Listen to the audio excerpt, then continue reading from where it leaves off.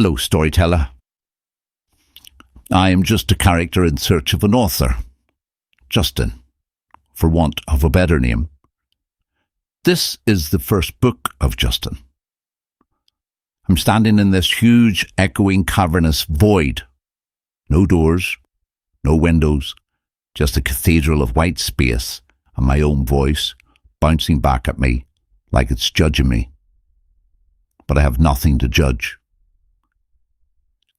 Here's the problem. I don't feel I exist here. I feel uninvolved.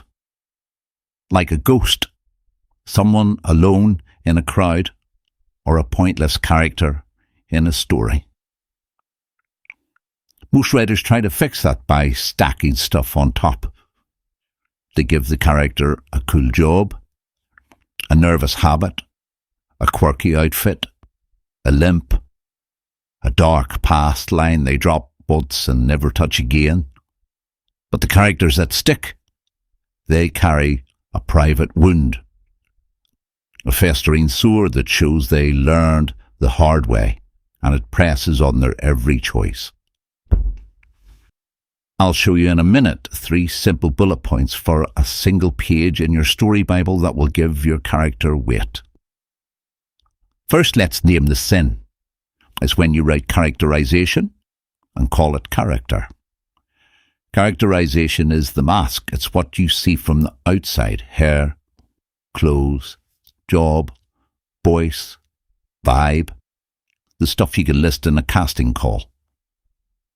Character is what happens when the room gets hot, when there's pressure, when your protagonist has to pick, and both options cost them. Here's a quick test.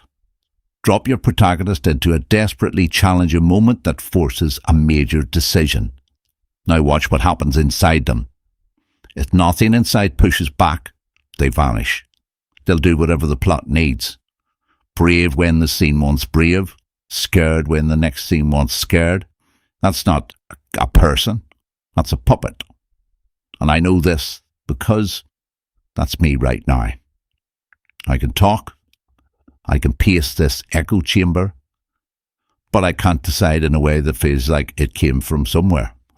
I don't have an internal law. This is where a lot of writers try to patch the leak with more detail. They give the protagonist a tragic backstory, but it's just flavour. It doesn't cost them anything in the present. They give them trauma as decoration, a scar, a sad line, a flashback, but in the scenes that matter, it doesn't change their choices. So the character still floats aimlessly. And here's the belief I want to break. More detail doesn't fix it. The right detail fixes it. You don't need 100 facts. You need one fact that acts like gravity. One wound that taught them a rule. One want that pulls them forward like a magnet. So stop asking, what do they like? Start asking, what do they obey, even when it ruins them? Because when you can answer that, your protagonist pushes back, and suddenly the story has something to press against. Here's the cure, and it's way simpler than people make it. You give your protagonist 2 things, a ghost and a green light. The ghost is the past event they still obey, not something sad happened once. I mean the moment that wired a rule into them, the scar that didn't heal, so now it runs like a festering sore through their life.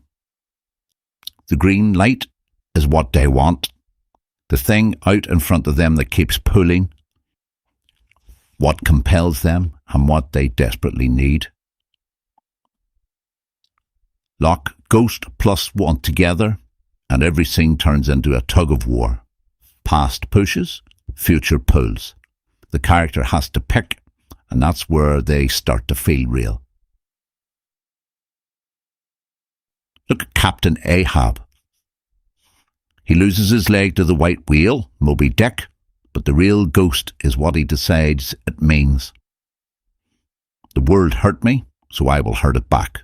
I will not be powerless. So every choice runs through that rule. Crew safety, weather, money, life itself doesn't matter to him. One command wins. That's why he's such a weighty character, and we remember him. Now look at Jay Gatsby. Gatsby's green light is that glimmering dot across the water. Daisy, the life she stands for, the version of himself he thinks he can earn. That want bends everything. New name, new money, a whole life built like a stage set, all to reach one thing.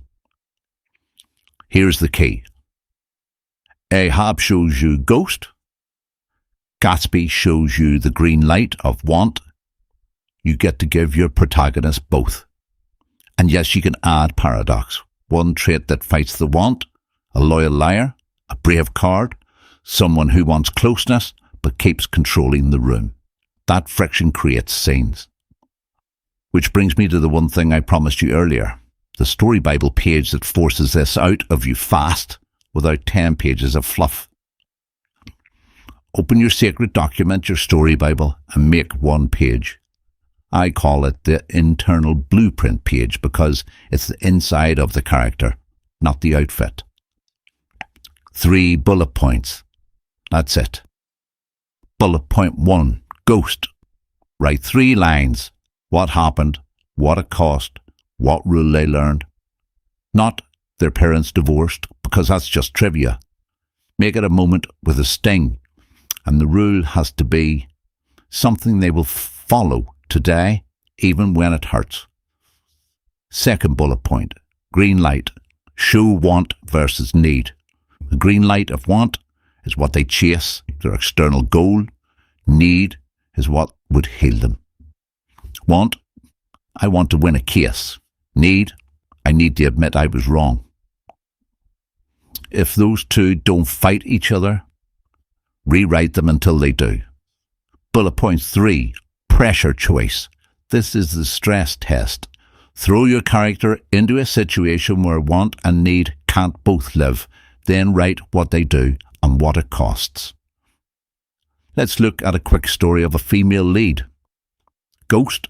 When she was 13, she froze during a false fire alarm at school and got laughed at. Cost. She felt weak and exposed. Rule. Never be the one who panics. Want. To be the calm, trusted leader at her new job. Need. To admit when she's scared and ask for help. Here's the pressure choice. The building alarm goes off for real at work. She keeps everyone moving, lies that she's fine, and sends one person back alone so that person doesn't see her shake. She's put both of them in danger. Does one of them perish? Most people mess up by writing a ghost that never touches the present. Fix that by asking, what choice pattern does this create? And here's your challenge. Take out your Story Bible and write that internal blueprint page for your protagonist. No names, no hair colour, no she's witty, just ghost, green light and need. Then do the stress test. Drop them into that one hard scene and force a pressure choice where they can't keep everything. Make them pay. If you do this, your next draft starts feeling alive. Scenes get easier because the character pushes back. And the next episode, once your character has weight, your world has to respond, and memorable characters are made.